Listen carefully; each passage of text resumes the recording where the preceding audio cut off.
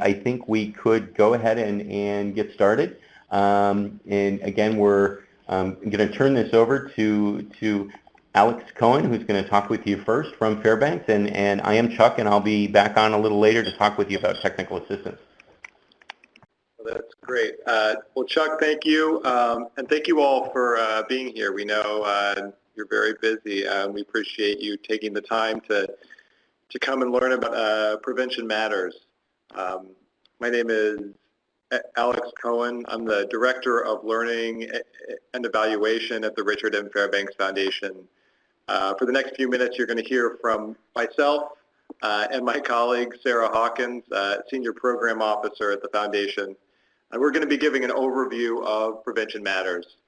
I'll start off by talking about why our foundation got interested in school-based prevention, give a little bit of background on effective school-based prevention programs.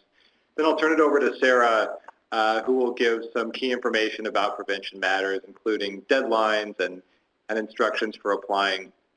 Then Sarah and I are going to turn it over to Chuck and Deborah, who are leading the technical assistance for this initiative. So for those folks who complete planning grant applications and receive a planning grant, you'll receive expert guidance from Chuck, Deborah, and their colleagues. They have lots of experience and expertise in guiding schools on the effective integration of these programs. So I think they'll be a great resource. At the very end, we'll have some dedicated time for Q&A and discussion. So first, who are we and why are we interested in school-based prevention? The Richard M. Fairbanks Foundation is a Indianapolis-based private independent foundation. We make grants to support nonprofits that work in Marion County, and that includes schools. Our mission is to advance the vitality of Indianapolis and the well-being of its people. We do that in 5 issues cut across 3 focus areas. These focus areas are health, education, and what we call the vitality of Indianapolis, which means strengthening the life sciences economy. While a lot of what we're going to be talking about today deals with education and certainly improving student outcomes, we as the foundation really got to this focus on school-based prevention through our health focus area. And within health, we're interested in 2 substances in particular. That's tobacco and opioids, meaning prescription painkillers or heroin. A lot of these statistics that are on these slides may not surprise you, and I won't go through all of them, but they highlight why we became interested in these 2 substances, and that's because they're a big driver of poor health outcomes in Marion County. And I think these statistics related to school-age kids are particularly important to highlight here. So for tobacco, if you take the smoking rate and the diseases that people can expect from smoking, you can estimate that more than 150,000 Indiana children that are now under 18 will ultimately die prematurely from smoking. And smoking starts early. It's estimated that across the U.S., nearly 90% of smokers start by age 18. So these habits really start to form while they're in those school ages. With opioids, this is a surging problem in Marion County and across the country, of course. There's been a surge in overdose deaths, largely driven by opioids. Again, this is a problem that can start early. By senior year of high school, nearly 20% of U.S. students report having used a prescription drug for a non-medical reason. That includes opioids and is driven largely by opioids. Of course, tobacco and opioids aren't the only 2 substances that we should be concerned about. If you look at the use of marijuana and alcohol, you see similarly disturbing trends. So by the end of senior year, students in central Indiana report, or nearly 1 in 3 report using alcohol in the past 30 days, and 20% report using marijuana in the past 30 days. So we identified that substance use was a problem and worth focusing on at the foundation. Next, we wanted to think about what are some effective solutions. And in doing our research and in consulting with local, state, and national experts, we found that prevention, in particular, can be a long-term strategy to help stop these problems, these drug use problems, before they become more serious. We found that school-based prevention, in particular, could be effective, and that's for two reasons. First, as the folks in this webinar know, young Hoosiers spend a lot of their time in the classroom, and so schools can provide an ideal venue to deliver effective programs. Second, there are effective school-based programs out there that have strong evidence for both reducing substance use and improving other outcomes too when they're implemented well. I'll talk a little bit more about that in the coming slides. So what do these programs look like? When we talk about effective school-based prevention programs or evidence-based prevention programs, we're talking about these programs that have been used by schools both in Indiana and across the United States. These are programs that have strong evidence for lowering use of a variety of drugs. This includes tobacco and prescription drugs, as well as marijuana and alcohol. But like I mentioned, many have shown impact on other outcomes that schools care about. This includes academic achievement and attendance, classroom behavior, bullying, fighting, and violence, risky sexual behavior, and social and emotional well-being. Just to give you a flavor of the type of impacts that we're talking about, here are the results of some studies of two programs. The first is life skills training. This is a middle school program. Studies have found that students who participate in this program relative to similar students who don't participate in life skills training are 28% less likely to smoke, and that's after a 6-year follow-up. So 6 years after receiving this program, they're that much less likely to smoke.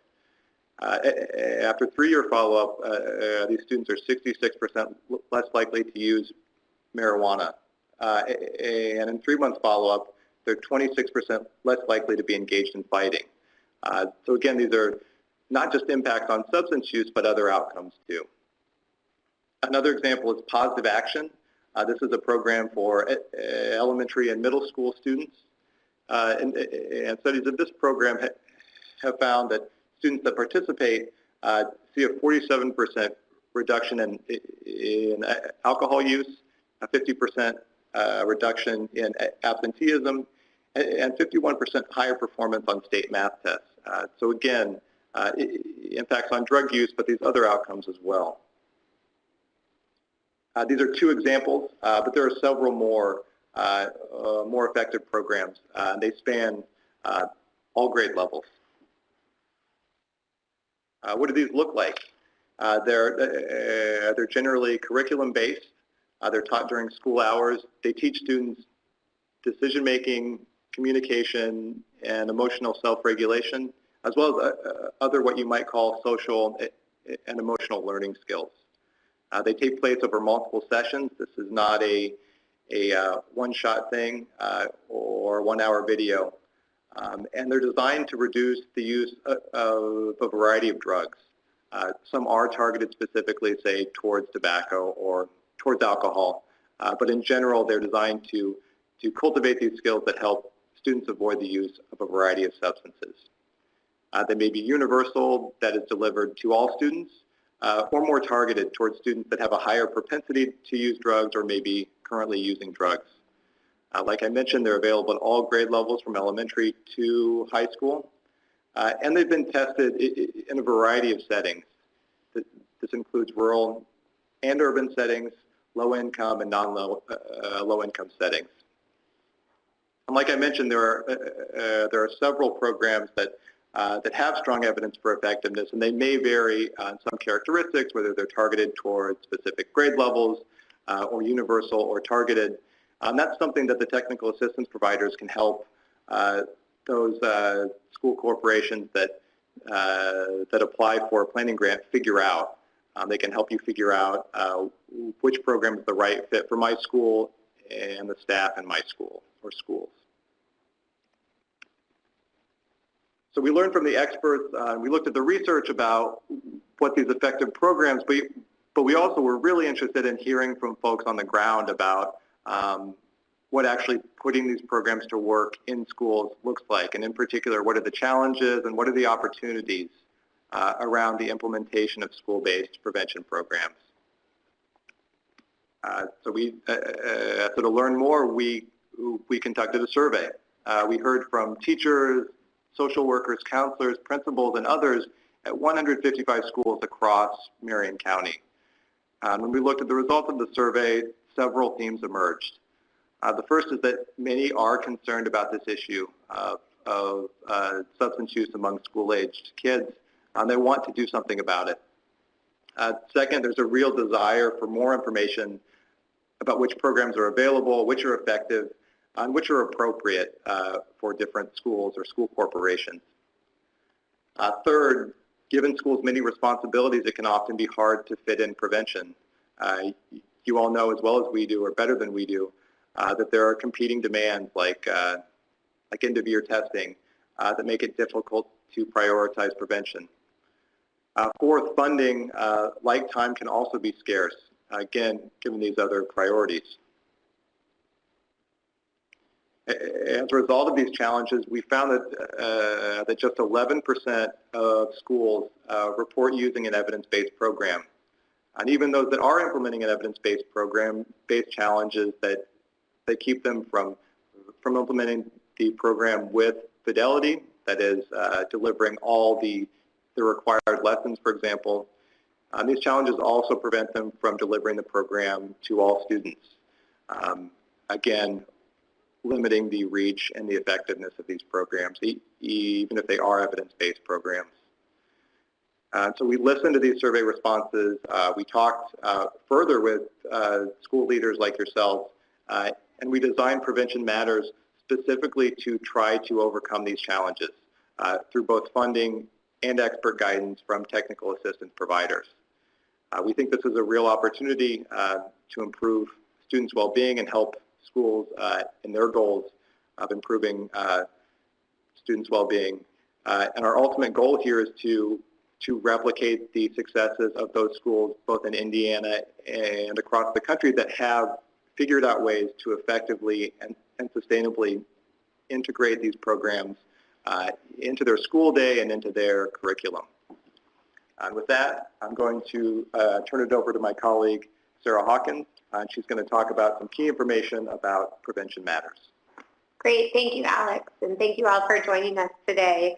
As Alex indicated, the Foundation has launched Prevention Matters to expand the number of schools that are implementing proven programs and to address the barriers that we learn more about the barriers that schools are facing as evidenced through our survey.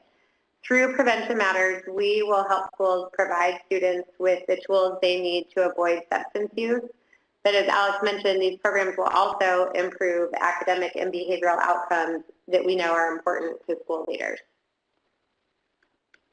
Prevention Matters is a 3-year, $12 million initiative to help schools identify the proven programs that are best for them, implement these programs as designed. So as Alex indicated, this means delivering each of the curriculum sessions included in the program design and delivering it to the student body population that it's intended for.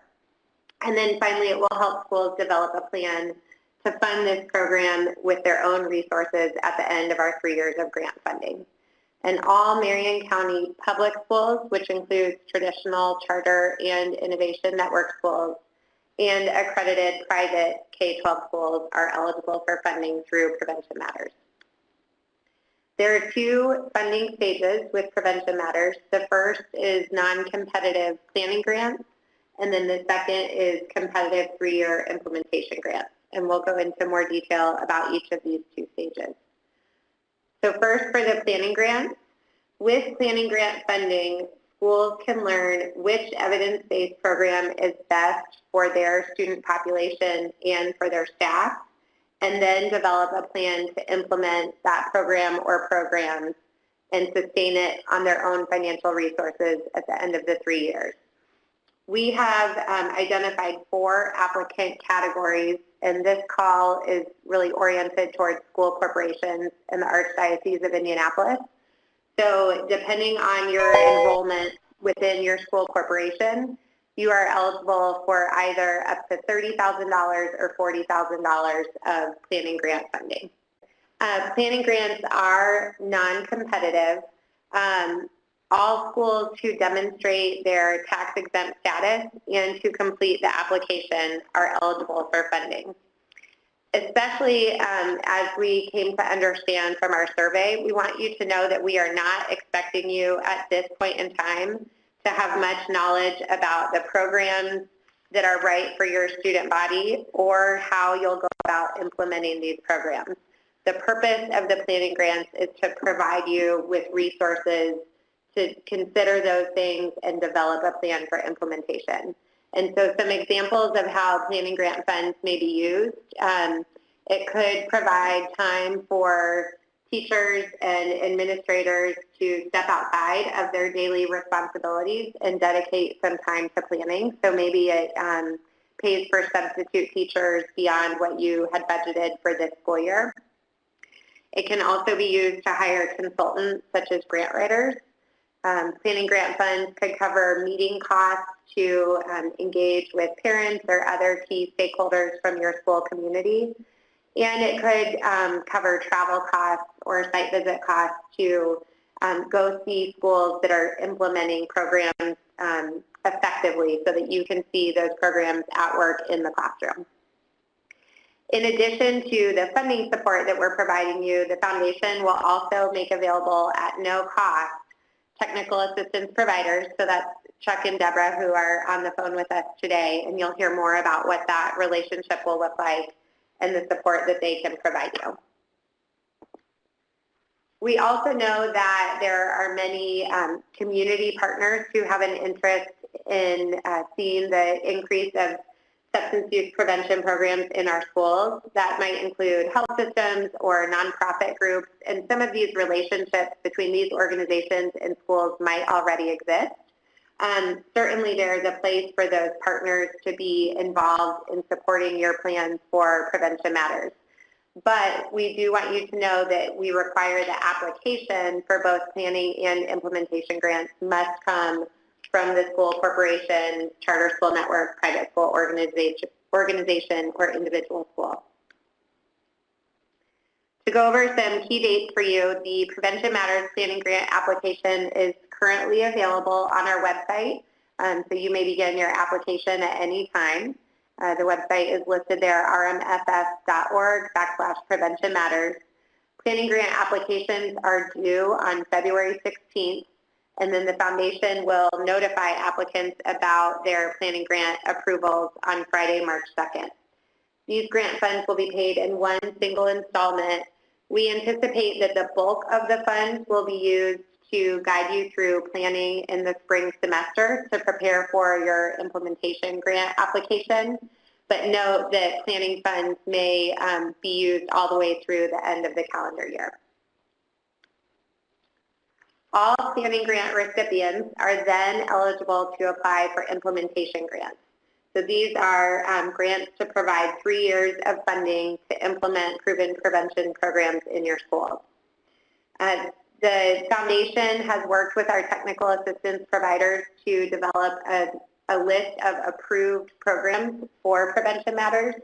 So applicants must select from this list, and the list is available both on the Prevention Matters website. The list is available on the Prevention Matters website. The amount of funding that you may request for implementation grants will depend on the program that you select. So each program has its own appropriate per pupil cost to reflect the curriculum and resources necessary for the program. And so once applicants have identified their program of choice and their plan for delivering it to their students. The technical assistance providers will support you in using those factors to determine the appropriate grant request for your implementation grant application. We do anticipate that we will receive requests for more funding than our budget allows, so implementation grant applications will be reviewed on a competitive basis, and they will be awarded based on a demonstration to implement these programs with fidelity as they're designed, and also with applicants' ability to sustain these programs at the end of the 3-year grant period with their own financial resources. The implementation grant application will be available through our website on March 5th, so just after planning grant recipients have been notified of those funds. The implementation grant applications are due back to the foundation on May 25th, and then we will notify applicants about their grant approvals in July. And these funds will be paid in 3 annual installments to support the 2018 to 2019 school year, 2019 to 2020 school year, and 2020 to 2021 school year. All of the information that we have just discussed is outlined on our website. Again, that site is rmff.org/prevention matters.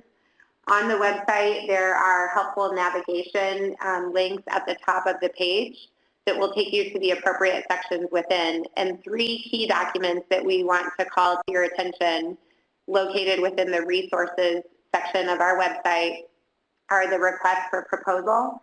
This document provides a lot of the background information that Alex shared about substance use in Central Indiana and the evidence that we know from proven prevention programs, as well as provides a detailed outline of both the planning and implementation grant stages. The second document that we think you'll find very helpful is our frequently asked questions. We've really tried to anticipate many of the questions applicants will encounter as they begin their grant application, and so we encourage you to first reference this document with any of your immediate questions. Of course, though, you are welcome to contact the foundation staff at any time, and our contact information is on this slide, preventionmatters@rmff.org, or by phone at 317-663-4185. And then finally, the other document we want to raise to your attention is our application portal guide. So the grant applications for both the planning and implementation stages are through an online portal. There are links from the Prevention Matters website to the application portal, and we believe this portal guide will be very helpful for you as you're actually completing the online application. It provides helpful screenshots and hints for just an easy online experience. So now we will turn it over to our technical assistance providers. We are delighted to have EDC supporting school corporations and the Archdiocese with this process, and are pleased to introduce them so they can tell you more about the support they'll be offering to you. All right. Thank you, Sarah. I am Chuck, and I'm with Education Development Center. In a moment, you'll be hearing from my colleague, Deborah Morris. We're going to spend a little bit of time on this webinar talking a little bit about technical assistance, how it works. We'll talk about it in the context of thinking of a TA provider or consultant in this respect as a guide on a journey. We know where some of the pitfalls are. We know where how to pack for the journey. We know how to deal with some of the obstacles you'll encounter, as well as how to get to your destination intact with everything that you hopefully picked up along the way. So we'll do that. Deborah will talk in a few moments about the role for technical assistance, and then we'll wrap up and open up for any questions in terms of questions back for Alex and Sarah, as well as questions for Deborah and I.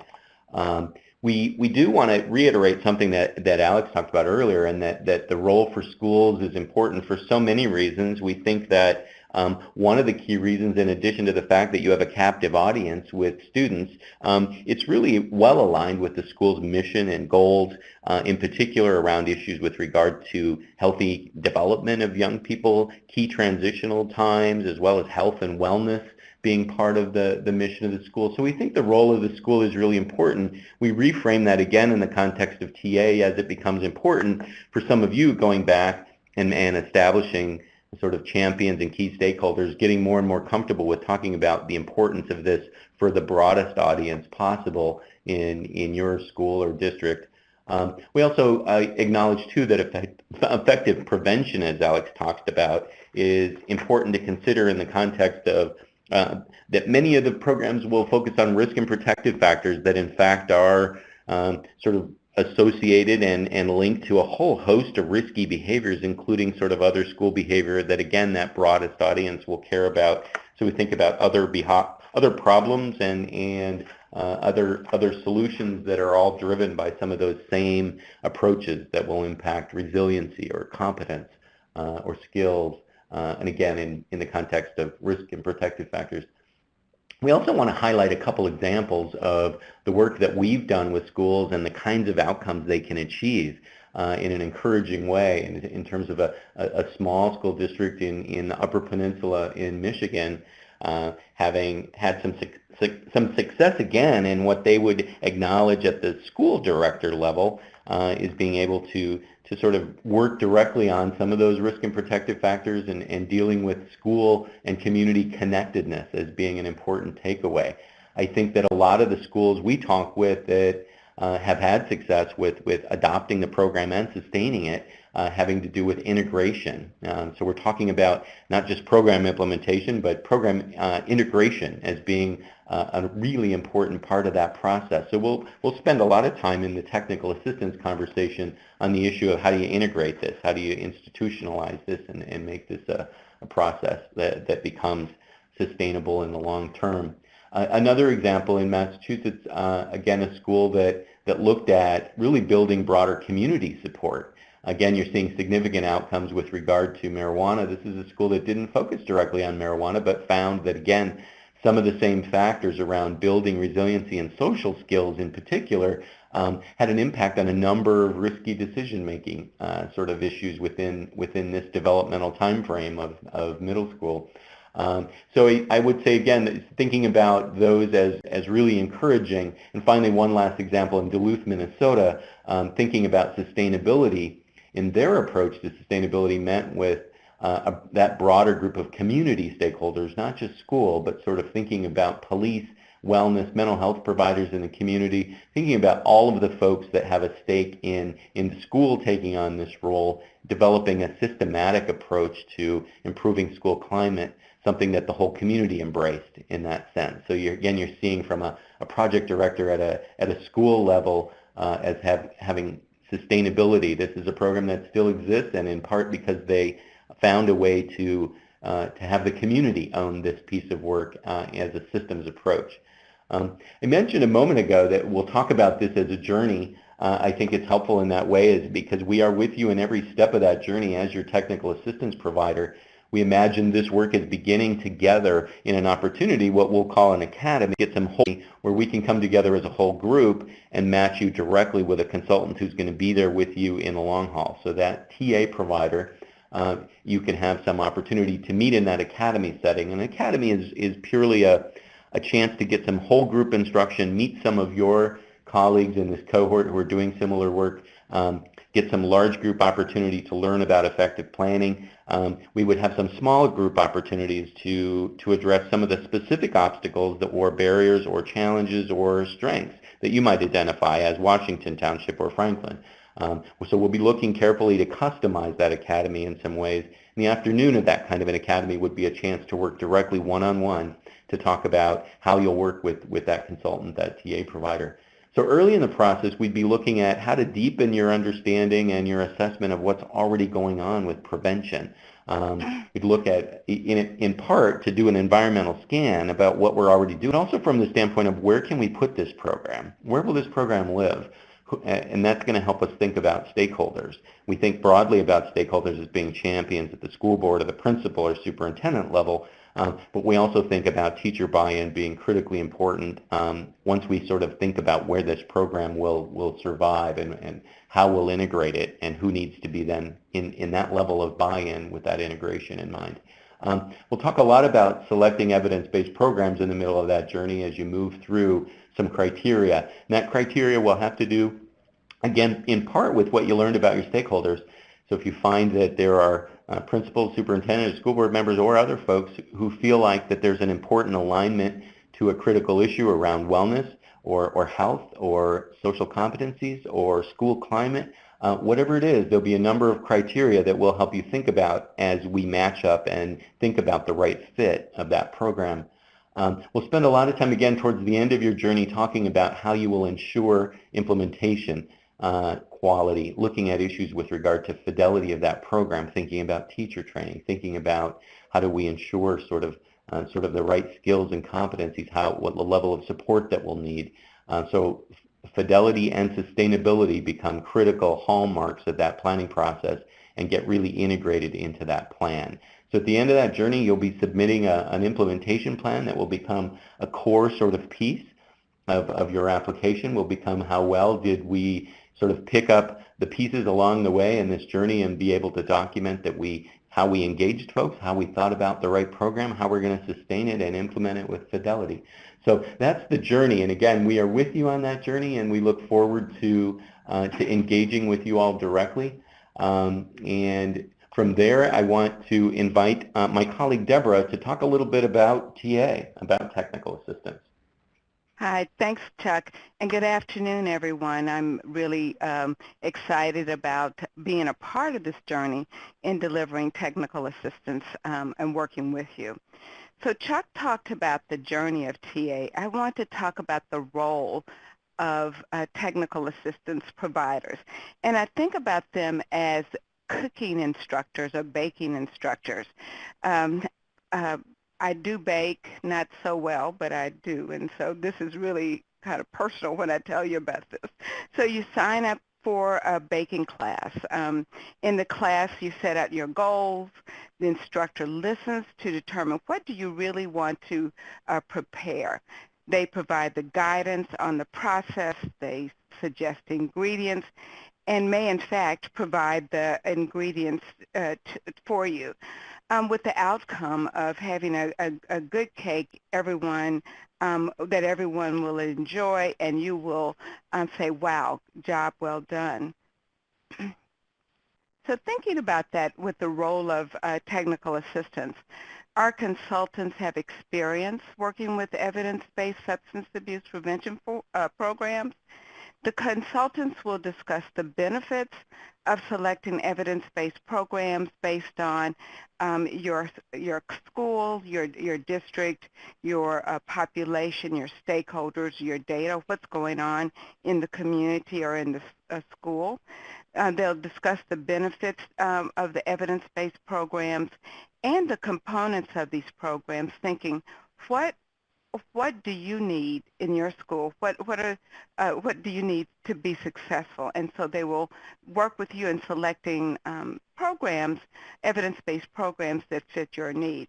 They'll also help you with, provide you with resources so that you're not only picking the right program, but also you have the right stakeholders on board. Another characteristic of a TA provider is we listen. We listen to hear what you want to do and then begin to work with you to develop a TA plan based on the outcomes you want to achieve. The role of the TA provider will discuss the impact of implementing the substance abuse prevention program, not only the health of the students, but how does it contribute to the students' academic success. Also, in thinking about that cake, let's think about the importance of implementing programs with fidelity. And if you remember that cooking class, if you're baking a cake and say you leave out an important ingredient, such as your eggs or even your flour, you may get something that looks like a cake, something maybe, but it may not taste the same if all of the ingredients were included and that the directions weren't followed as in the recipe. And so thinking about the evidence-based programs with Fidelity, if a evidence-based program says we have to have 10 sessions and you change it to, oh, we don't have time, we can only do 3, well, just like that cake, we can't guarantee that the program will be successful. And then the consultants will also help you and your district leaders understand the importance of implementing evidence-based programs, and we can help you think about, so how do you implement it? What tools do you need? And that could include teacher training or also identifying other organizations that may be able to serve as your partner in implementing the training. Also, we can, thinking about identifying leaders or people who can help develop this program, we can provide you with talking points that you can use with your superintendent, your principal, or your parents. So what is that elevator speech? What are some of the key messages that we want to receive to get buy-in? Also, and with TA, our TA consultants can provide you, just as Chuck did earlier, examples of schools that were able to select, implement, and also sustain their substance abuse prevention program. And then what programs will fit your goals, the populations, and resources. We'll provide also in helping to create that plan, that implementation plan that is effective. Something that's really important when we think about evidence-based programs is how to sustain that program once the funding has run out. For many, people will think about sustainability sometimes 6 months before the program ends. We'd like to begin to think about sustainability at the beginning of this process. So how will we maintain this program? Who are partners that can work with us in sustaining your program? And then another piece, thinking about that cake and in the evaluation, the outcome of preparing that cake was a great cake that everyone could enjoy, and it turned out with everything important to the ingredients in the cake.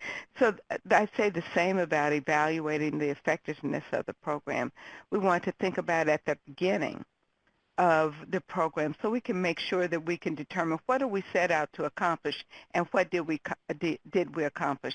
In other words, did we include all the ingredients in the cake?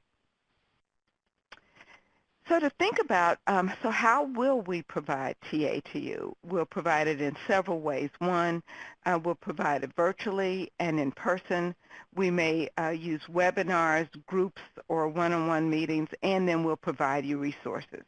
Your consultant will be available to work with you during the planning grant period, so that's from March 2nd to May 25th. And I have to tell you, the consultants are ready to work with you during that period. We've identified consultants who have experience working in schools and working with evidence-based programs. So we are ready to begin to help you once during the planning grant period. So thinking about, once again, this is just a visual of how we will provide TA to you. So we have these large groups. You have large group instruction, small group workshops. We will have an academy where you'll get to meet one-on-one or meet in groups with your TA provider. We also will do something similar to what we're doing now. We'll have a series of webinars that may be able to answer some of your questions or provide that TA. Also affinity groups, thinking about maybe there are several districts that want to implement one particular program. And so think about the grant type. So for individually, we can provide up to 12 hours of telephone TA, and also provide that on-site support, that face-to-face TA as needed. So with that, I'll send it to Chuck. All right, thanks, Deborah. I want to share a couple examples of the kinds of topics that we can cover in some of those areas that Deborah just mentioned, sort of reiterating that we're talking about evidence-based and why it matters, thinking about some of those barriers to adoption. addressing what we understand about implementation science, so the process of implementation. There's a whole series of sort of steps and core components that have directly to do with how we implement more than the actual program itself. So there's a lot of learning we want to share with you there. Again, more importantly, some of the smaller group stuff linking to the school's mission, thinking about some data that you want to collect on the front end, not only to select the program, but also to think about some baseline measures so that you have those stakeholders that are going to be looking specifically at, did this program do what I wanted it to do? Did it really impact the behavior that's of interest to me in the school? Did we create a case study that matters to that board member about how students' life was changed in some way? We'll also do some individual work. Again, that could be, as Deborah mentioned, some virtual phone sort of coaching process, working through some issues, getting past some obstacles, helping you set up agendas, thinking about preparing for a meeting, and then again, coming on site. So we'll have that first opportunity to be with you all together in that academy, but we'll also be able to come back on site and work with smaller groups. So those of you from Washington or Franklin Township, if you decide you want us to come on site and work with your planning team, we can do that. We can also individually potentially say you want us to come and meet with some of your middle school coordinators to talk about how this might fit in different ways in different schools. We could do that as well. So keeping that in mind, those are all good examples of topics or areas that we could address, not necessarily a menu of service, but a way of thinking about how we'll work in a whole variety of ways to meet your needs. Some of the ways that we might work virtually or on site, think about the issue of alignment with laws, programs, or standards. Some of the programs that are on the list and already have good information about how they might be aligned with Every Student Succeeds Act in terms of being evidence-based, having a role or having some documented outcomes related to school improvement. Positive Action has some of that. We're thinking about how it might align with social-emotional learning, if that's a criteria or an area that you're going to be looking for with regard to programming. It also, with regard to the law, some of you are thinking about how to meet that standard, that requirement around bullying in Indiana as it relates to that legislation. There are, again, ways that we can think about alignment. And finally, and again, it will be important for many of your stakeholders thinking about academic standards. How do we align this in a way that not only we integrate it directly into existing curriculum in some ways, but also thinking about which of those academic standards can these programs align more directly with, and then how can we track that?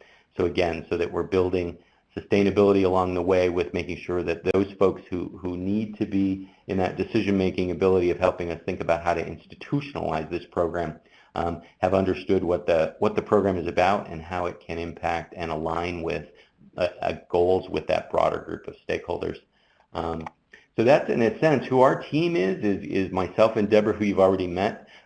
Jim Vedder, who will join this group in terms of some of the product development pieces of creating tools with you all. Akwazi and Melissa are on the webinar supporting us today. And then a cadre of consultants with again, a variety of expertise specifically in the implementation of school-based prevention, but also have experience in working with the kinds of teams that you'll be forming and have those skills to do technical assistance in that environment. Thanks again, everybody, for taking the time to join us. We're grateful that you took that time to come and learn more about Prevention Matters. Thanks, everybody.